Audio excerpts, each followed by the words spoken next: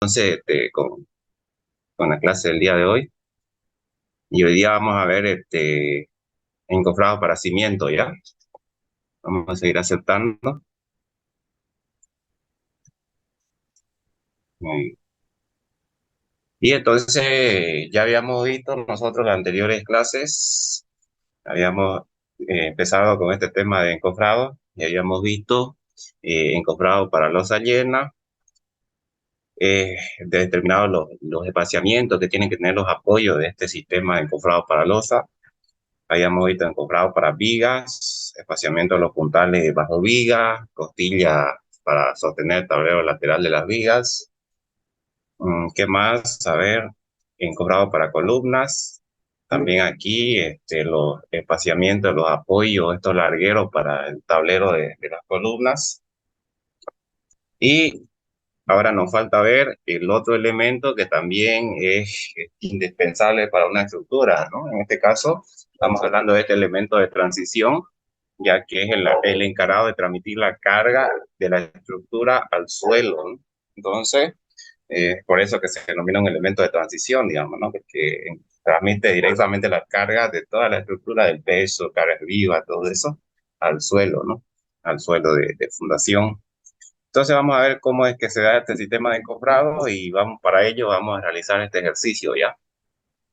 Vamos a decir que como dato tenemos que se necesita construir o vaciar una zapata de 2 metros por 2 metros, es decir, la base va a ser de 2 metros por 2 metros, 2 por 2, y un espesor de 0,6 metros o 60 centímetros, ¿no? Entonces, vamos a realizar y vamos a ver cómo se dispone el sistema de encofrado para este tipo de zapata que se quiere desarrollar, digamos, ¿no? Entonces, fíjense, ahí tenemos nosotros una vista en perfil de los elementos que componen ese encofrado y tenemos una vista en planta de cómo se van a dar esos elementos, cómo se disponen. Y aquí tenemos para comprenderlo mejor una vista en 3D, ¿no? De dimensiones para que veamos cómo, más o menos una vista previa de cómo es que se va a disponer este sistema de encofrado, ¿no? Pueden observar ustedes que este sistema de encofrado para una zapata cuadrada de 2 por 2 o de cualquier dimensión, pero que sea cuadrada con un cierto espesor, se dispone de esta manera, ¿no? Entonces se colocan los tableros, que son aquellos encargados de moldear directamente ese hormigón. Ese tablero, como veníamos trabajando con todos los tableros que estábamos analizando, vamos a tomar como un espesor de 1 pulgada, siempre 1 pulgada de espesor, 1 pulgada. Y entonces aquí nosotros podemos observar cómo es que se da el sistema de apoyo para ese tablero, ¿no? Para garantizar que ese tablero, cuando aquí se le vacíe el concreto o el hormigón, vaya a ser lo más estable posible, de esta manera garantizando que las dimensiones que se le va a dar a esa zapata, en este caso 2 por 2 metros y espesor de 60 centímetros, vaya a reproducirse de una manera lo más correcta posible, ¿no? Entonces, ¿cuál va a ser nuestro objetivo acá? Básicamente, estos largueros verticales que ustedes ven aquí son los apoyos para estos tableros, para los tableros. Entonces, a eso nosotros, como habíamos visto, lo denominamos como costilla, ¿no? Entonces, nuestro objetivo en este caso va a ser el espaciamiento que tienen que tener estas costillas, ¿no? Entonces, vamos a ver cuál es la separación necesaria que tienen que tener estas costillas, espaciamiento de costillas, para garantizar que este tablero vaya a ser lo más firme posible cuando se proceda al vaciado del concreto, del hormigón, ¿no?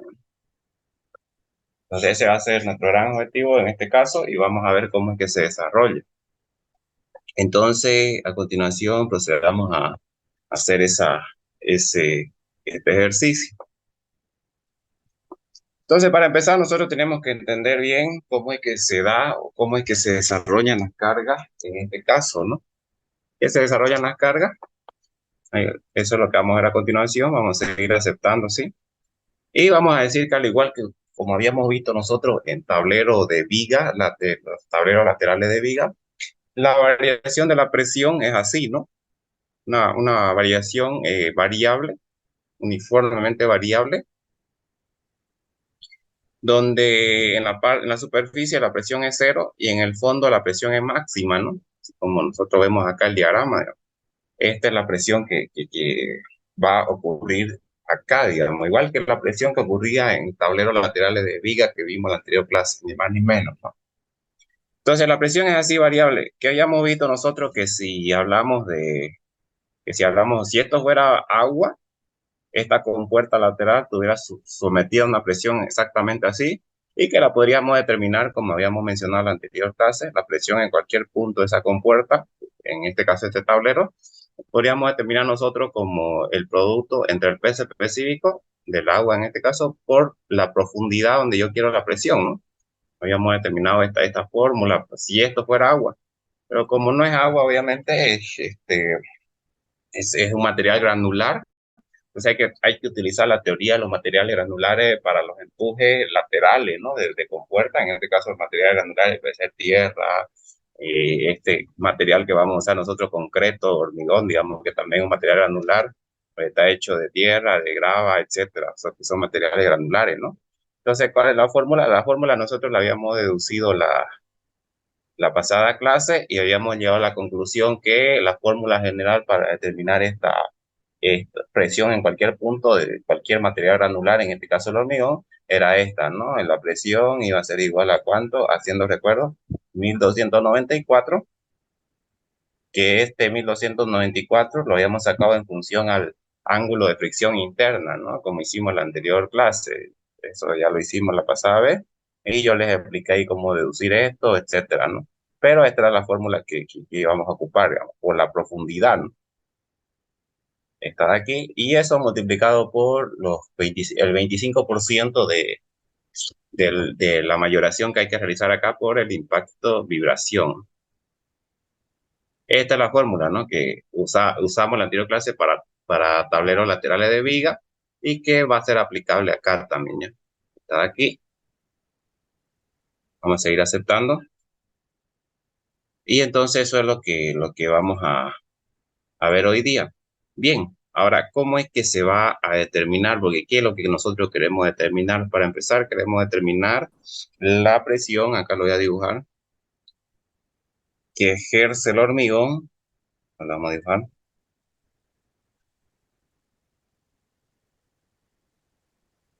Aquí vamos a dibujar más o menos el tablero, que ejerce el hormigón sobre el tablero, ¿no? Y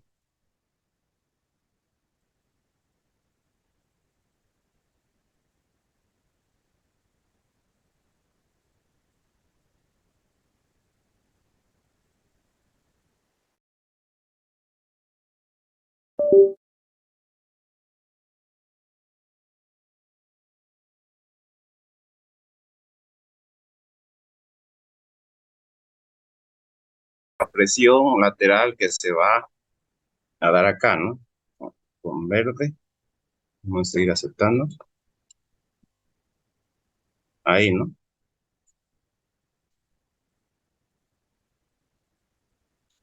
Y ahora, ¿cómo es que se va a determinar esta presión? Esta presión se va a determinar de la siguiente manera. Para empezar, la porción de tablero en análisis que se tiene que agarrar es la correspondiente a la mitad de la altura que tenga la zapata que se va a construir. En este caso, estos 60 centímetros es el espesor de la base, ¿no? Ya, perfecto. Les decía, estos 60 centímetros que ustedes ven acá es el espesor que va a tener la base. Entonces, nosotros vamos a agarrar una porción de tablero para el análisis correspondiente a la mitad de esta altura del tablero de fondo. Es decir, yo tengo que agarrar, si aquí tengo 60, la mitad sería 30, ¿no?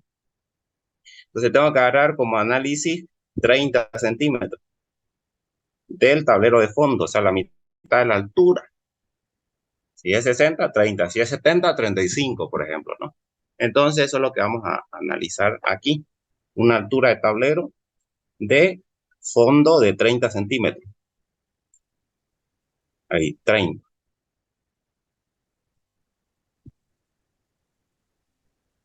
¿No?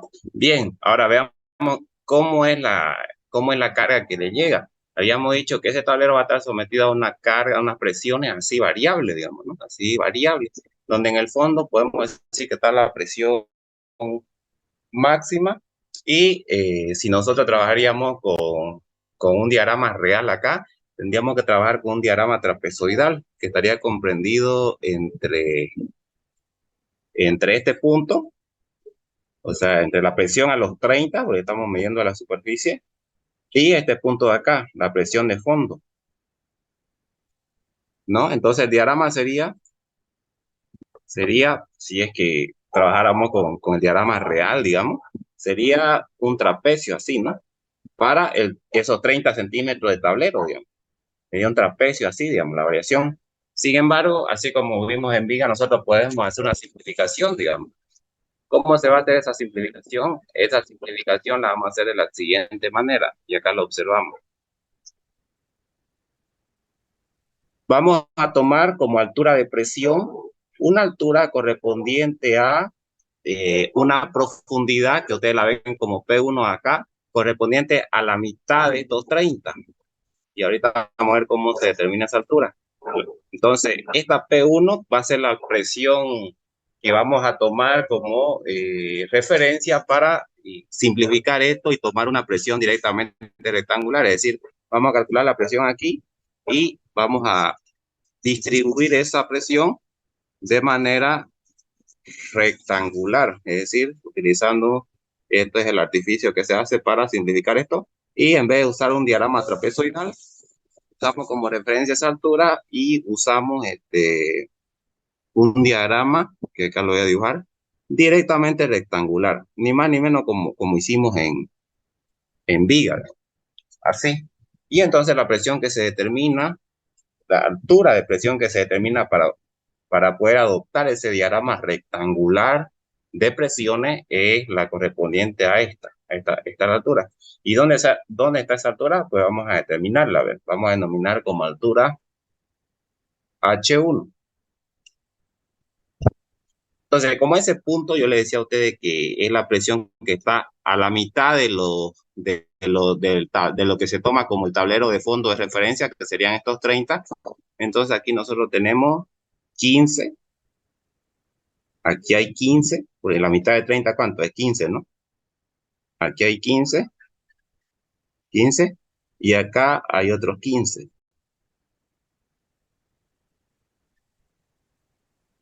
¿no? Básicamente eso está a la mitad, digamos, a la mitad de los 30 o la referencia de tablero que hemos tomado nosotros. Ahí está, digamos. Entonces, si yo quiero calcular H1, ¿a qué sería igual? Yo sé que acá, aquí, de la superficie aquí, hay 30, ¿no? 30. Entonces sería 30 más 15, ¿no? ¿Cuánto sería H1 entonces? 45. 45 ahí, ¿no? Y es por eso que aquí, fíjense, yo al aplicar la fórmula, calculé la altura de presión a una profundidad de 45 centímetros. Por eso es que aparece esta fórmula que ustedes ven aquí, digamos. Y este 1.25 es el coeficiente de mayoración, obviamente, ¿no? Por este de acá, 1294, por la altura donde nosotros queremos la presión, en este caso aquí en P1, que sería a la mitad de la referencia al tablero de fondo, en este caso a la mitad de 30, por una altura correspondiente a esa profundidad. Aquí la mitad de 30, 15 y 15, más los 30 que quedaron de acá, serían los 45, ¿no? Y siempre se toma con respecto a ese punto. Y entonces ahí fíjense que me da a mí la presión en esa profundidad, que va a ser la altura de presión que nosotros vamos a usar para distribuir una carga. En vez de tomar la trapezoidal así, la vamos a distribuir uniformemente distribuida, ¿no? Rectangular. Pero trabajar con un trapecio es algo un poco complicado, así que por eso es que se hace ese artificio, ¿no? Y entonces esa va a ser la presión distribuida uniforme en estos 30 centímetros de tablero que vamos a ocupar. Bien, una vez calculada esa presión, que aquí la estamos dibujando, digamos, aplicada en el tablero, en toda la superficie, A continuación nos va a interesar distribuir una carga. A continuación nos va a interesar distribuir una carga lineal a lo largo del tablero, ¿no? Una carga lineal. Tenemos una carga superficial medida en presión, obviamente. Entonces, a continuación vemos cuánto vale la carga lineal. Calculemos la carga lineal. ¿Cómo se determina? A lo largo de la línea del tablero, ¿no? Esa carga lineal.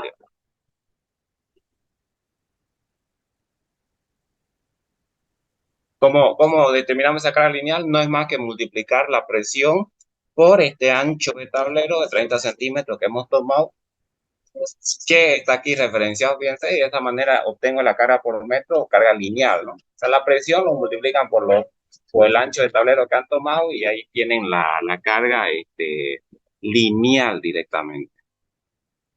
De esa manera ahí está. Y lo que sigue a continuación es todo el proceso que nosotros ya habíamos conocido, realizado, digamos. Vamos a decir que la sección que vamos a dar en análisis, esta de aquí, esto 30 por 2.5 de altura, no es más que decir esta sección, ¿no? No es más que decir, tomar como base los 30 centímetros, o sea, la altura de tablero que hemos tomado, por una alturita correspondiente al espesor, ¿no? Por aquí. Esta de aquí es el espesor del tablero, que en este caso ya ustedes saben que el espesor del tablero es 1 pulgada o 2.5 centímetros, ¿no? 1 pulgada o 2.5 centímetros. Esa es la sección que estamos agarrando en análisis, ¿no? ¿Está de acá? Y entonces proponemos un elemento continuo, este de aquí. La carga es 2.58. Aquí hay que hacer una pequeña corrección. Esta carga lineal es 2.58, no 2.18. 2.58. Esa. Ah, acá 2.58. Ya, y ustedes cuando estén practicando lo van a corregir. Bien, 2.58 y entonces esa va a ser la carga que va a someter a el tablero y ahí está lo que nos va a interesar a nosotros encontrar, que es el espaciamiento de costilla. Las costillas son los apoyos de este tablero y planteamos ahí el elemento, ¿no? Un elemento continuo con n cantidad de apoyo, que puede ser, no conocemos la cantidad de apoyo, lo podemos calcular, pero en este caso nos interesa conocer el espaciamiento que tienen estos apoyos, ¿no? Y entonces ahora para calcular ese espaciamiento lo único que hacen ustedes es hacer los controles, ¿no? Ya como vimos, el control que 100% de la vez se rige aquí es el control por deformación, ¿no? Que es el que se tiene que hacer cumplir casi siempre, como observan acá. Pero acá, si bien hacemos los 4 controles, el control que rige es el de deformación, que sería este, ¿no? Pero ya esto lo hemos visto varias veces, los controles y todo esto, para no quedarme a repetir muchas veces ahí. Entonces, de los 4 controles, ya ustedes harán el menor, que en este caso sería este. Y dicen que ese es el espaciamiento máximo que se le puede poner ahí, ¿no? Entonces yo vendría y diría que los apoyos para el tablero de esta zapata, que va a ser de 2 metros por 2 metros de base por un espesor de 60 centímetros, como máximo tienen que tener, ahí digamos, ¿no? Un espaciamiento como máximo de 74, no mayor a eso. ¿Puede ser menor? Sí, puede ser menor. Obviamente, si a mí me sale 74, para no complicar la vida a los que van a montar eso, yo le puedo decir que sea 70 centímetros, ¿no? O sea, disponerlo cada 70 para que sea un valor más fácil de medir, digamos. Pero nunca mayor. No puedo poner 75 ni 80, nunca mayor. Ese es el máximo que se le puede poner ahí, digamos, ¿no? Y entonces eso es lo que nos va a interesar conocer en este caso de un encofrado para la fundación o la zapata, ¿ya? Bien, ahora vamos a ver otro tipo de losa. En este caso serían las losas nervuradas, losas alivianadas, o como lo quieran conocer, y vamos a ver cómo se resuelve esto. Anteriormente nosotros habíamos visto lo que se refiere a losa llena. Entonces, losa llena, por ejemplo, el ejercicio que hicimos de inicio, una losa llena. ¿Por qué se le denomina losa llena? Se le denomina losa llena porque en todo su espesor está compuesto netamente por hormigón y en poca proporción por acero o fierro, digamos, ¿no? En los 12 centímetros eso está completamente compuesto de hormigón y armadura, digamos. Por eso es losa llena. Sin embargo, en algunas estructuras que son de varios pisos, así, o en la mayoría de las estructuras en esta época, hay la necesidad de alivianar el peso de las losas para que de esta forma las secciones de tanto de las vigas como de las columnas sean lo más económicas posible. Pero si el hormigón es un material pesado, digamos, entonces una losa llena está compuesta netamente en todo su espesor por hormigón, el peso es considerable, no aparece tipo de losa, digamos, peor si el espesor es grande. Entonces, en esa ocasión hay la necesidad de agarrar y hacer más liviana esa losa. Entonces, ¿cuál es la solución que se da? Pues a través de este sistema que es conocido como losa aligerada o losa nervurada, digamos. Entonces, losa aligerada, su propio nombre lo dice, para aligerar el peso. Y el sistema es este de acá. Ustedes saben que las losas son elementos que predominantemente van a estar sometidos a flexión, digamos. Entonces la flexión tiene dos tipos de tensiones que genera, digamos. En este caso son tensiones de compresión y tensiones de tracción. Entonces el límite, como hemos estudiado los elementos a flexión, digamos, el límite es lo que se conoce como la línea neutra. Entonces, por ejemplo, en este tipo de losa, las compresiones se generan en la parte superior y las tracciones en la parte inferior. Ahora, el hormigón es un material que tiene escasa resistencia a la tracción, prácticamente nula, no tiene resistencia a la tracción. Quiere decir que en la parte de abajo, ese hormigón que está siendo sometido a tracción en la parte inferior es prácticamente inservible, solamente sirve de recubrimiento, de relleno, etcétera. Entonces, ¿para qué se va a tener ese hormigón ahí que es inservible? Simplemente sería para ese cubrimiento, etcétera. Pero si se quiere aliviar el peso, se tiene que quitar gran parte de ese hormigón en la parte de abajo y en su lugar colocar un elemento alivianante, que en este caso pueden ser varios tipos de elementos alivianantes. Aquí nosotros podemos ver que utilizan el material plastofor, por ejemplo, ¿no? El plastofor, un elemento alivianante que se coloca en esa parte donde el hormigón podría estar siendo traccionado y se lo elimina en gran parte y solo se deja una pequeña apertura de concreto, como ustedes ven aquí, estas de aquí, que se lo denomina como nervios, digamos, y las necesarias simplemente para que vaya el acero, el fierro, que tiene que resistir esas tensiones de tracción, digamos, tiene que tomar esas tensiones de tracción, ¿no? Entonces, eso sucede abajo. ¿Por qué abajo? Porque abajo es donde se van a desarrollar las tensiones de tracción.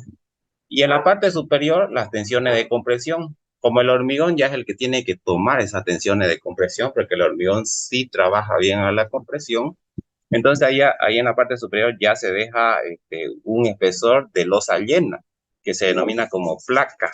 En este caso es esta de aquí, digamos. Que aquí en este ejercicio, por ejemplo, tiene 5 centímetros por darle una introducción a ustedes, ¿no? Este tema de losas, ustedes lo van a ver con mejor detalle en Hormigón Armado 2. Ahí van a aprender cómo es que se dimensionan, cuáles son los espesores que se requieren según los casos, etcétera, ¿no?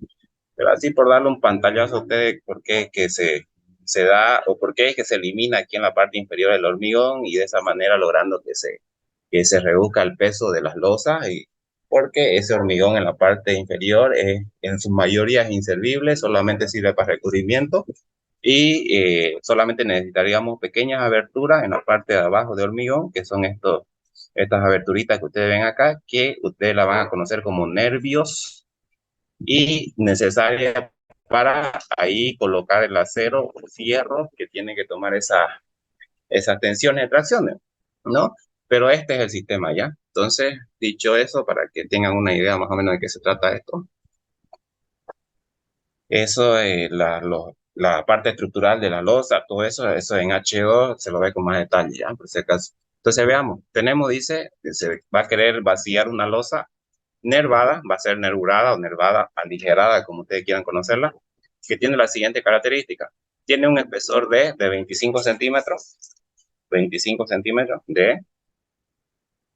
tiene un espesor de placa de 5 centímetros, placa denominamos a esta parte que ya es lleno, esta parte lleno, o sea, lleno de hormigón y armadura, 5 centímetros, fíjense, y tiene una base de nervios de 10 centímetros, es decir, esta pequeña abertura de hormigón que ya se dejan en la parte inferior, necesaria para que el fierro se coloque ahí, tienen una base, dice, de 10 centímetros, son pequeñas aberturas, chicas. Ahora, el elemento alivianante va a ser plastofor, dice, que tiene dimensiones 70 centímetros A por A, quiere decir que son platofor cuadrados de 70 por 70 de base. Y entonces vamos a ver cómo es que se desarrolla esto. Acá nosotros podemos ver una vista en planta, cómo es que se va a distribuir eso. Aquí están los platofores dados de esa manera. Parte superior una placa de 5 centímetros, llena, digamos. Y en la parte inferior acá vemos cómo van los nervios, ¿no? Estas pequeñas aberturas, fíjense, que es la necesaria para que los fierros tomen las tracciones que se generan en la parte inferior, ¿no? Ahí. Y ahora entonces nuestro dilema va a ser ver cómo es que se distribuyen las tensiones o las presiones en el tablero de la losa. Para empezar, el sistema de encofrado que vamos a usar es el mismo que ya habíamos visto para losa llena, ¿ya? El sistema de apoyo va a ser el mismo, vigueta, viga y puntales, nada más, ya, es lo mismo prácticamente. Lo único que va a cambiar es cómo es que se calcula o cómo es que se toma la presión en el tablero de fondo, en el tablero de madera, ¿no? Que va a actuar en el fondo. Eso es lo que está. Este va a ser nuestro dilema, digamos, calcular la presión que va a estar aquí sobre el tablero de fondo. Ahora bien, cuando nosotros habíamos analizado losa llena, esas presiones nosotros las calculábamos con esta fórmula. Decíamos que la presión directamente en el fondo, que se aplicaba en el tablero de fondo de madera, es directamente se calcula directamente multiplicando el peso específico por el espesor de esa losa llena. En este caso serían estos de 12 centímetros, ¿no? Es decir, por el espesor D directamente, para una losa llena, directamente la presión ejercida sobre el fondo se calcula con esa fórmula. Peso específico, hormigón armado, 2400 por el espesor que tenga la losa, en este caso 12 centímetros. Sin embargo, pero eso sucede porque aquí esta losa en todo su espesor está compuesto de hormigón y armadura, digamos, podríamos decir, ¿no? En todo su espesor, en todos sus 12 centímetros. Cosa que no sucede en este tipo de losa nervurada. En este tipo de losas nervuradas o aligeradas, no sucede aquello. Es decir, en todo su espesor, esta losa no está conformada únicamente por hormigón y armadura, sino que gran parte de la parte inferior, a partir de los 5 centímetros de placa, está compuesto por el elemento aligerante o alivianante, que en este caso sería el plastofor.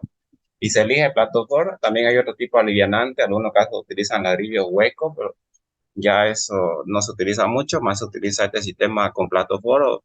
También los nervios aquí pueden ser viguetas igual. ¿Alguno de ustedes ha visto alguna losa de vigueta? Básicamente el mismo funcionamiento que ustedes ven acá. Y entonces, no en todo su espesor, decíamos, está compuesto por hormigón y armadura, no que ya hay aquí el elemento alivianante de 70 por 70 que se coloca en la parte inferior, ¿no? Entonces, vamos a ver, ya no se puede decir que la carga es directamente el peso específico por el espesor de la losa, ¿no? Porque ya no todo está compuesto por por hormigón y armadura. Entonces, veamos cómo es que se van a desarrollar eso. Y entonces vamos a hacer un artificio acá ya. vamos a tener que calcular para empezar, antes de comenzar, vamos a tomar como referencia un solo sistema de elemento alivianante y nervio, ya es decir, vamos a tomar como análisis solamente uno, que para lo demás va a ser lo mismo, y vamos a ver cuáles las dimensiones de ese pequeño sistema entre nervios, placa y aligerante para analizarlo. Básicamente es esto de acá. Agarramos de centro a centro del nervio, ahí, de centro a centro,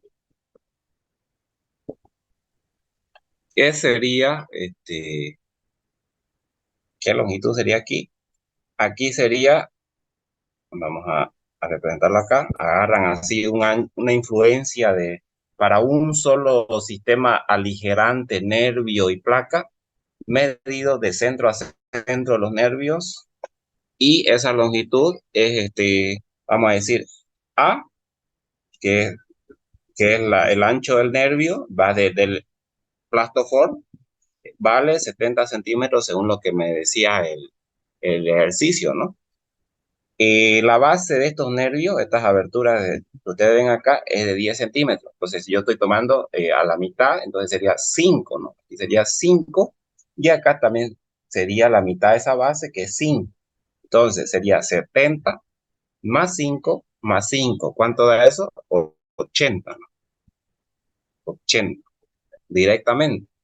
El espesor, no olviden que el espesor es 25 centímetros, sí, ¿no? 25, el espesor total de la losa, el espesor de la placa de losa llena es 5 centímetros, y el ancho de los nervios 10 y el platofor 70, ¿está correcto?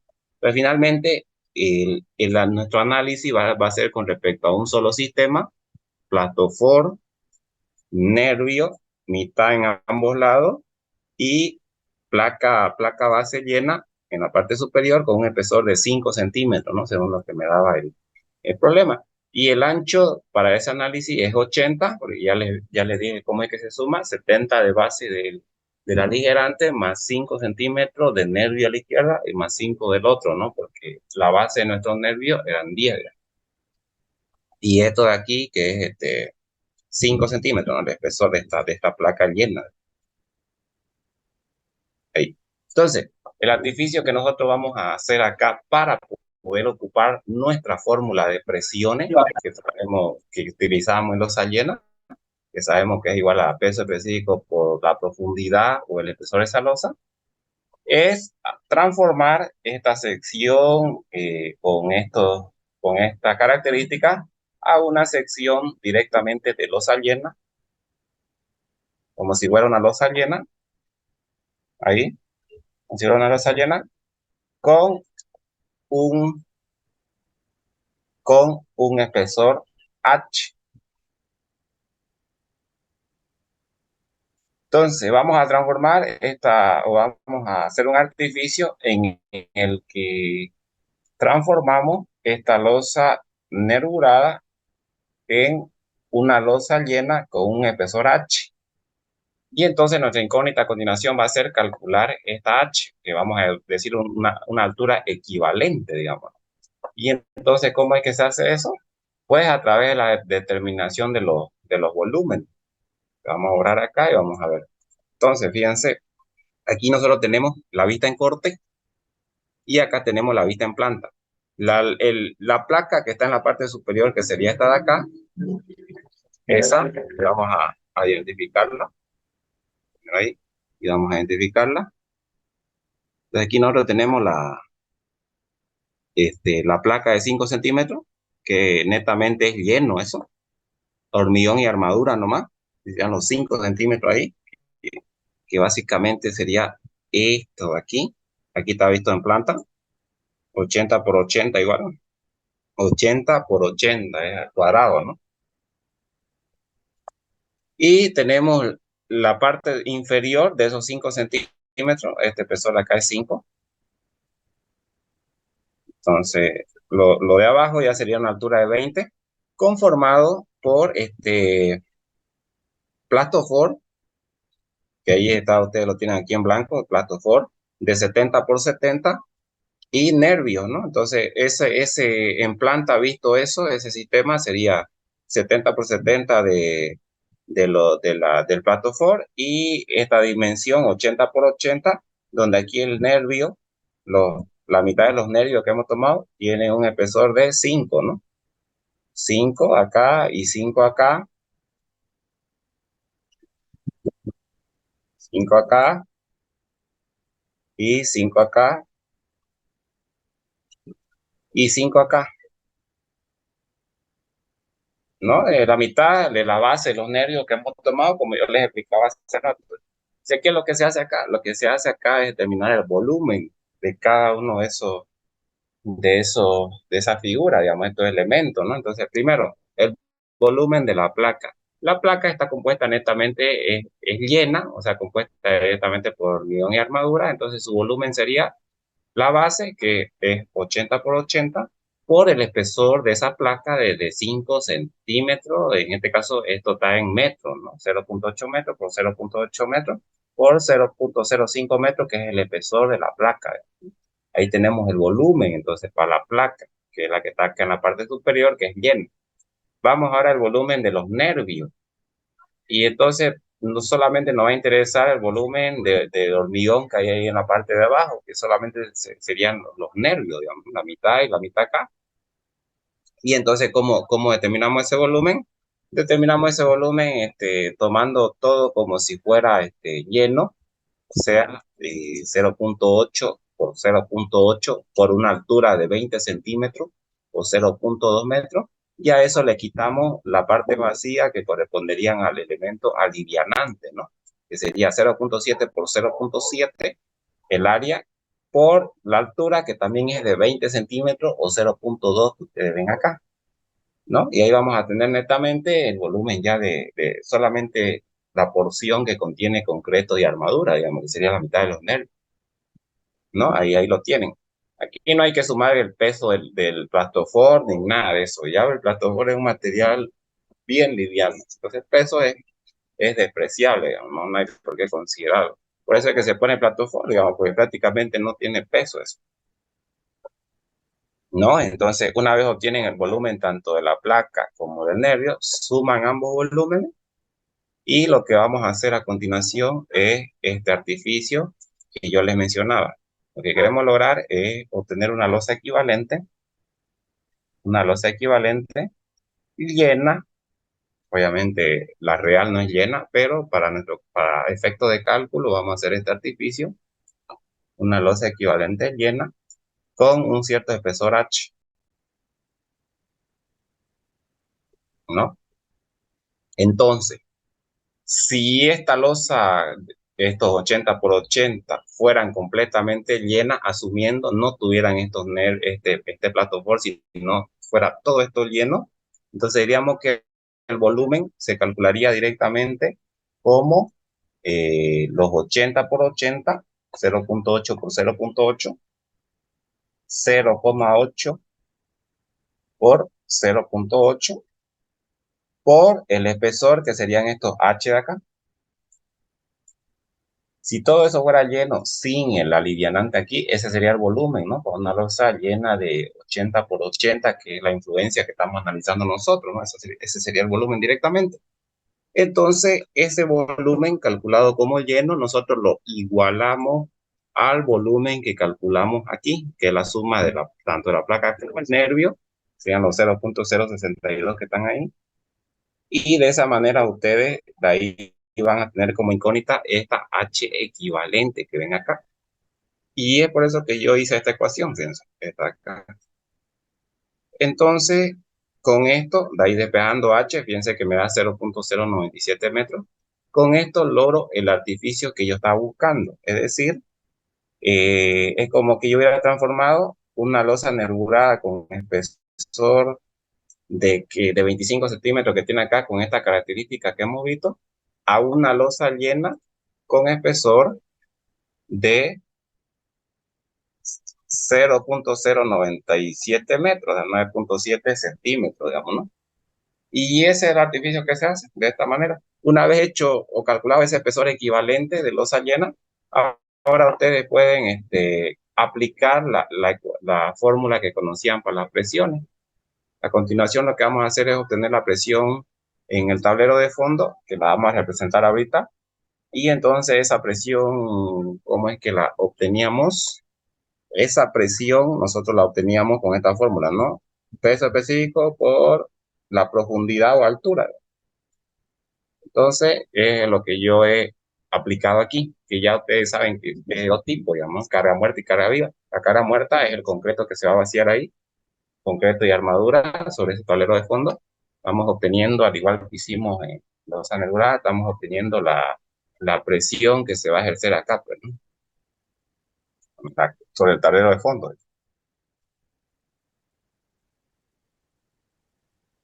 Ahí, ¿no? La presión o la carga por metro cuadrado que está actuando sobre el tablero de fondo. Esa, ¿no? Entonces, de esta manera, una vez obtenida esta altura ficticia equivalente, porque fíjense que esta es la equivalencia, ¿no? De esta manera es como se obtiene, de esta manera es como hemos obtenido aquí tenemos una losa anelurada con esta característica y su losa llena equivalente sería la que nosotros hemos tenido, una losa llena con altura acá 9.7 centímetros. Es su losa llena equivalente. Y esa operación hay que hacer para poder 9.7 centímetros, ¿no? Para poder aplicar directamente la ecuación que conocemos, ¿no? Carga muerta, peso específico del hormigón armado, 2.400 por la altura esa. El espesor es 0.097 metros. Y de esa manera obtenemos la carga muerta, la presión debido a la carga muerta, ¿no? Carga viva, ya dijimos que íbamos a tomar entre 150 a 200 kilos por metro cuadrado. En este caso vamos a tomar simplemente 150 ya. Y ahí tienen ustedes el valor entonces y ya. La presión total no es más que la suma de ambas, carga muerta más carga viva, multiplicado por la mayoración de 1.25 que considera el impacto de acción, o sea, el aumento del 25% a la carga para tomar en cuenta la vibración y los impactos que pueden haber cuando se esté montando el encofrado, cuando se esté vaciando principalmente el concreto, ¿no? Bien, ya una vez, ya el proceso que sigue es el mismo que habíamos visto en losa llena, ya. Tienen que calcular el espaciamiento de vigueta agarrando un metro de tablero, etcétera. Lo mismo que hicimos en losa llena. No hay más detalles acá, es decir, no hay más diferencia. La única diferencia entre losa llena y nervurada era cómo calcular la presión, digamos, sobre el tablero de fondo, ¿no? Esa era la única interrogante y que cambiaba en ambos casos. ¿Cómo calcular la presión en el tablero de fondo? En losa llena, directamente peso específico por el espesor de losa. En losa nervurada, lo que hay que hacer es transformar esta losa nervurada a su losa equivalente llena, para de esa manera poder usar la misma fórmula que usamos, la presión igual al peso específico por la altura. ¿No? Si no está comprendido eso, no deben preguntar. Y de esta manera, esto es lo único que cambia. Lo demás es lo mismo que tienen que hacer o que veníamos haciendo: espaciamiento de viguetas, espaciamiento de vigas, espaciamiento de puntales en X, espaciamiento de puntales en Z y luego la verificación del puntal, ¿no? Esto ya lo habíamos hecho en los llena y entonces eso es lo que vamos a mencionar, ¿ya? Entonces, yo tengo unas cositas que hacer, por eso voy a acabar un poco temprano esta vez, pero no antes mencionarles a ustedes lo siguiente, y vamos a llamar lista igual. Esperen un ratito, pero antes de llamar lista, vamos a mencionar lo siguiente. Ustedes tienen que estar atentos porque el ingeniero cualquier rato entra y hace preguntas. Esas preguntas valen puntos, si no, pregúntenle el ingeniero Lessing, ¿no? Al grupo de la mañana, les tomó un examen oral, a ustedes también les puede tocar lo mismo. Y entonces vamos a decir que él ya me encargó que ponga la siguiente fecha de examen, ¿ya? Para que culminemos todo de una vez. Y vamos a decir que el martes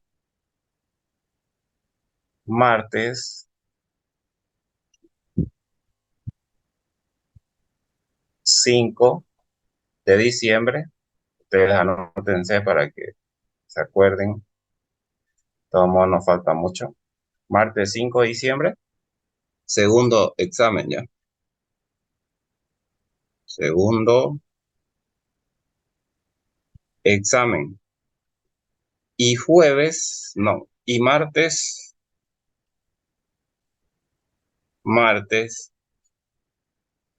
12 de diciembre, martes 12 diciembre, examen final.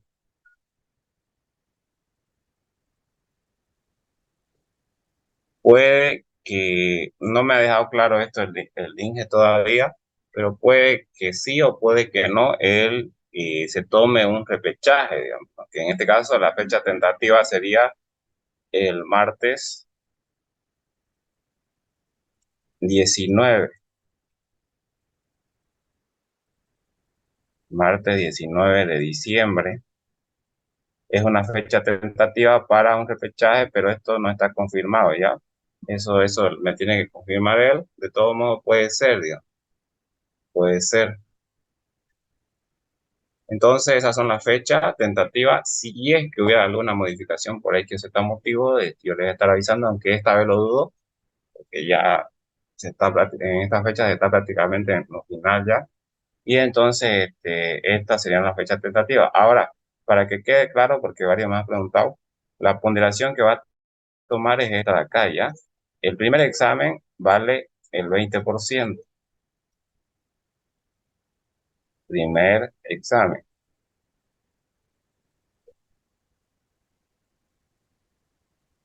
El segundo examen también vale el 20%.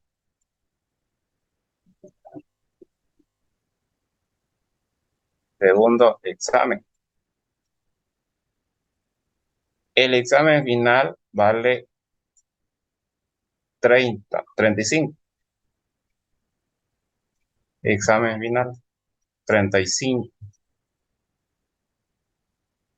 Y en un 25% se van a dividir tres cosas: práctico, participación y asistencia. Obviamente, el que tiene más valor aquí es el práctico, ¿ya? Podríamos decir que tiene un 70-80% más valor acá, digamos. Ya la participación, asistencia, la participación, aparte que incluye acá, también puede ser un elemento extra cuando él evalúa, digamos, si algún alumno llega a 46, 47, podríamos decir ahí, digamos. También tiene influencia ahí. Y como nosotros no hemos hecho muchas participaciones, él me decía que cuando él dio las clases sí hacía algunas participaciones, lo debe tener anotado, digamos. Pero yo voy a pasar el informe también de cuando hicimos conmigo.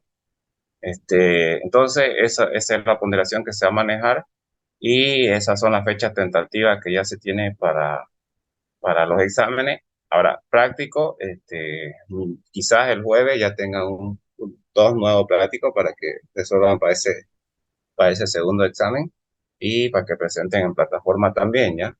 Como le decía, si hubiera alguna modificación, algo por el estilo, ya yo eso voy a informar en el grupo. ¿Listo? Entonces ahí vamos a quedar por el día de hoy. En todo caso, segundo examen sería hasta donde avancemos el día jueves. Ya, ahí quedamos entonces. Luego.